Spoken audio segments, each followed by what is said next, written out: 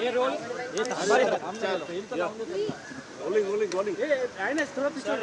शरद पवारांची तुम्ही भेट घेतली, तुमच्यासोबत विजय चौगुले देखील आहेत. नेमकं कारण काय आहे तुमच्या भेटीच्या संदर्भात? दोन महत्त्वाच्या गोष्टींसाठी आज आम्ही शरद पवार साहेबांची भेट घेतली. त्याच्यामध्ये शरद पवार साहेबांनी माझ्या MIDCच्या भागामध्ये ज्या ओपन स्पेस आहेत त्याच्यामध्ये ट्री प्लांटेशन करायचं आहे, तर ते कशा पद्धतीनं तुम्ही करू शकता हे सांगण्यासाठी एक टीम बोलवलेली होती आणि त्याचं डिस्कशन आम्ही त्या ठिकाणी केलं.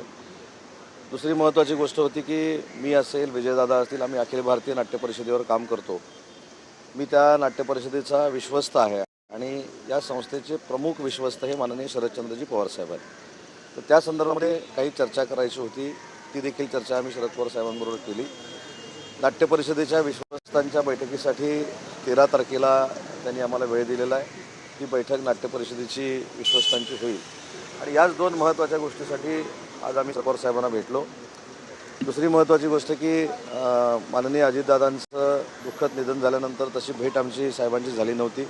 त्याच्यामुळं त्यांच्या प्रकृतीची देखील विचारपूस आम्ही केली.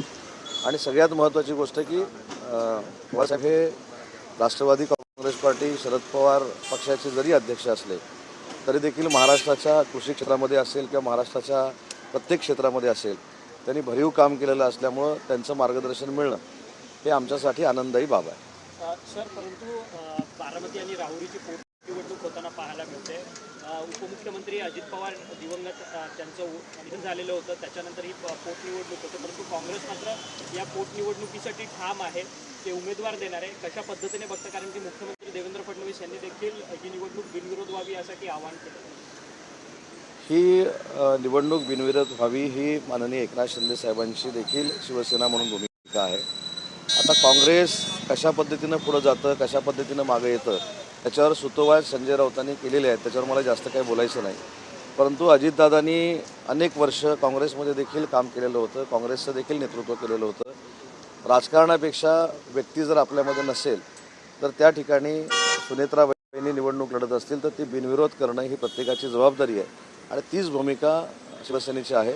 आम्ही देखील सगळ्यांना विनंती करतो की अशा पद्धतीचं राजकारण करण्यापेक्षा आपला जो राजकीय संस्कार आहे तो पुढे घेऊन गेला. या निवडणुकीमध्ये एक महाराष्ट्र वेगळ्या पद्धतीचं राजकीय संस्कार असलेलं राज्य आहे अशा पद्धतीचा संदेश पूर्ण देशामध्ये जाईल. उद्धव सामंत सर, तुमचे मुख्य नेते एकनाथ शिंदे यांना अशोक खरात टार्गेट केलं जातं, कारण की अंजली दमानिया यांच्याकडे थेट CDR पोहोचला आणि त्यांनी CDRमध्ये एकनाथ शिंदे यांनी किती वेळा अशोक खरात यांना फोन केला हे देखील संपूर्ण माध्यमांना सांगितलं. मी थोडी याच्यामध्ये सुधारणा करतो. त्यांच्याकडे CDR जर पोचला असता तर CDRची पूर्ण कॉपी आली असती. JW मेरियट नावाच्या हॉटेलच्या लेटरेडवर इंग्रजीमधनं काय लिहिलेल्या गोष्टी आहेत आणि त्यांनी देखील अंजलीताईंनी देखील काल खुलासा केला आहे की अज्ञात अनोळखी व्यक्ती त्यांच्याकडे दिलेला आहे. तर याच्यामध्ये बाकी चर्चा करण्यापेक्षा मी काल देखील सांगितलं की अशा आरोप प्रत्यारोपावरनं माननीय एकनाथ शिंदे साहेबांचं कर्तृत्व हे काही कमी होणार नाही, नेतृत्व कमी होणार नाही. उलट जनतेला ज्या पद्धतीनं एकनाथ शिंदे साहेब भावतात त्याच्यामध्ये वाढच होईल. कारण एखाद्या सर्वसामान्य कुटुंबातल्या व्यक्तीला राजकीय मोठं होत असताना अशा अडचणी निर्माण करण्याचं काम जर होत असेल तर ते देखील चुकीचं आहे. ही भावना महाराष्ट्राच्या जनतेमध्ये नक्कीच वाढीस लागणार आहे आणि म्हणून मगाशी मी म्हटलं की JW मेरियटच्या लेटरहेडवर अशा पद्धतीनं इंग्रजीतनं लिहिलेले कॉलचे डिटेल्स हे पत्रकार परिषदेमध्ये येतात. याची सखोल चौकशी झाली पाहिजे ही शिवसेना म्हणून यांची सुद्धा चौकशी झाली पाहिजे अशी मागणी होऊ लागलेली आहे. त्यांच्यापर्यंत अशा प्रकारची माहिती जातेच कशी, हा एक प्रश्न. मी तेच सांगितलं ना. बघा, पत्रकार परिषद कुणी घेतली, पत्रकार परिषदेमध्ये हे कागद कुणी दिले, याची सगळी चौकशी झाल्यानंतर ह्या सगळ्या गोष्टी पुढे येतील ना. मुद्दा असा आहे की स्पेसिफिक एखाद्याचं नाव घेऊन बोलण्यापेक्षा या संपूर्ण प्रकरणाची चौकशी झाली पाहिजे, हीच आमची भूमिका आहे.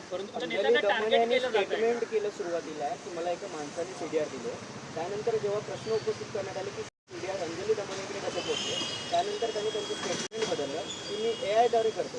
अंजली दमानियांच्या मागे बोलवता धनुकून वेगळा आहे. हे मला विचारण्यापेक्षा त्यांना विचारलेलं चांगलं राहील ना.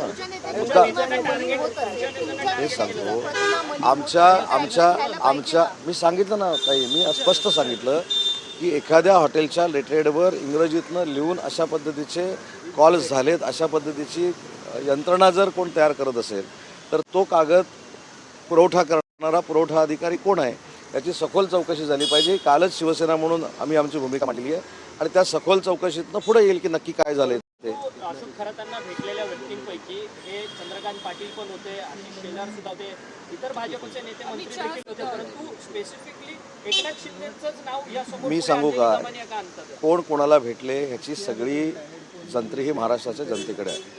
आणि मगाशी जे तुम्ही म्हटलं की आमच्या नेत्यांना टार्गेट करण्याचा कोण प्रयत्न करते का, हे बघा त्याच्यामध्ये तथ्य आहे असं तुमच्या म्हणण्याप्रमाणे मी जर म्हटलं की बाबा टार्गेट करण्याचा प्रयत्न करते, पण त्याचा काही उपयोग आहे का? माननीय एकनाथ शिंदे साहेबांनी स्वतःचं कर्तृत्व नेतृत्व हे महाराष्ट्रामध्ये सिद्ध केलेलं आहे. आज देशाच्या राजकारणामध्ये NDAमध्ये 3 नंबरचे नेते आहेत. त्याच्यामुळं मला असं वाटतं की त्यांना कोण त्यांच्यावर टीका करतंय, बदनामी करतंय याच्यापेक्षा त्यांनी सर्वसामान्य जनतेसाठी काम केलं आहे आणि सर्वसामान्यांचा बुलंद आवाज म्हणून एकनाथ शिंदे साहेबांकडे बघितलं जातं. हे महाराष्ट्रानं विधानसभेच्या निवडणुकांमध्ये दाखवलं आहे आणि स्थानिक स्वराज्य संस्थांच्या निवडणुकांमध्ये देखील दाखवलेलं आहे. खरं तर सातारा जिल्हा परिषद निवडणुकीच्या संदर्भात सातत्यानं वाद निर्माण झाला. काल देखील सभापतींची निवडणूक होती वेगवेगळ्या समित्यांच्या, त्यामध्ये राष्ट्रवादीने शिवसेनेने बहिष्कार टाकला. तर पुन्हा एकदा भाजप कुठेतरी त्या ठिकाणी मुजोरी करते अशा पद्धतीचा सूर आहे. बघा साताऱ्यामध्ये जे काय झालं, परवा रात्री मी साताऱ्यामध्ये देखील होतो, आमच्या सगळ्या पदाधिकाऱ्यांना मी भेटलो. सगळ्याच मनातल्या भावना ह्या पत्रकार परिषदेतनं सांगायच्या नसतात, परंतु साताऱ्यातल्या जनमानसाची जी भावना आहे ती भविष्यातल्या स्थानिक स्वराज्य संस्थांमधनं आपल्याला कळेल. जय पवार यांचं असं म्हणणं आहे की अजित पवार गेल्यानंतर कुठेतरी वेगवेगळ्या प्रकरणांवरून राष्ट्रवादीला टार्गेट केलं जाते. प्रकरणामध्ये सुद्धा राष्ट्रवादीला टार्गेट केलं जात आहे. फोटो तर अनेक लोकांसोबत आहेत, इतर पक्ष नेत्यांसोबत देखील आहे, मात्र टार्गेट राष्ट्रवादीला केलं नाही, जय पवारांचं जे म्हणणं आहे तेच आमचं म्हणणं आहे ना. जय पवारांचं जे म्हणणं आहे तेच आमचं म्हणणं आहे की फोटो अनेकांचे आहेत, भेटलेले अनेक लोक आहेत. मग जसं जय पवारांना वाटतंय की राष्ट्रवादीच्या काही लोकांना टार्गेट केलं जातं आहे, तसं आमच्या मनात देखील ही भावना असू शकते की आमच्या नेत्यांना पण टार्गेट केलं जातं आहे. पण मी त्याचं उत्तर स्पष्ट दिलं की कोणी कोणाला टार्गेट जरी केलं तरी माननीय एकनाथ शिंदे साहेबांची जी प्रतिमा आहे जनसामान्यांमध्ये ती कुठेही बाजूला होणार नाही, कुठेही त्याला तडा जाणार नाही.